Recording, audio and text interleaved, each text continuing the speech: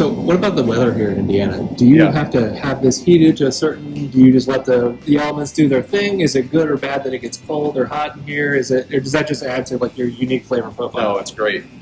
So either size of the barrels, we like to have them see at least a year to see all 4 seasons and get that temperature fluctuation back here. Right now, it's a little bit cold and dry.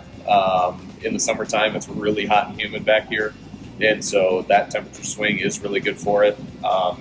When you hear of like the bigger distilleries that rotate their barrels and whatnot, they're talking like at Jim Beam where they got an 8-story rack house that they're rotating barrels from like the top floor to the bottom floor so that the barrels at the top are going to age a little bit quicker with all the heat that rises if it's not a climate controlled one.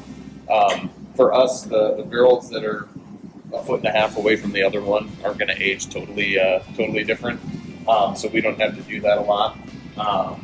But it is good to see all 4 seasons, and then there's days where like it's cold back here, but we got the still running, so it kind of heats it up a little bit more. So it kind of throws a wrench into it a little bit. Like it's good for exercising the whiskey.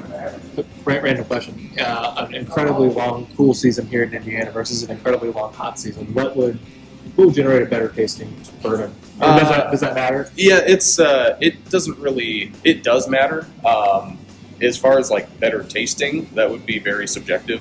The only thing is it's gonna age a little bit quicker the longer it sits in the hot and humid weather, and so yeah, the only thing you're gonna get is a little more oak imparted onto it faster if it's in hot and humid longer than not. But as far as like tasting better, I always tell people how subjective whiskey tasting is.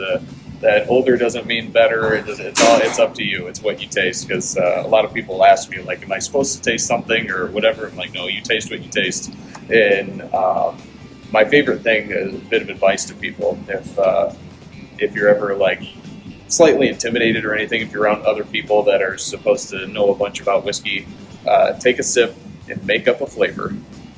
Say, well, this tastes like a burnt boot wrapped in a tire. I like leather. This tastes like leather because nobody can really like. It's like how do you Right. how do you lick leather? And as soon as you say that taste, the person next to you is going to take a sip and they're going to taste the exact same thing. It doesn't matter what it is. So whenever people ask me what's better, what's worse, it's up to you. It's what you taste. That's the beauty of it.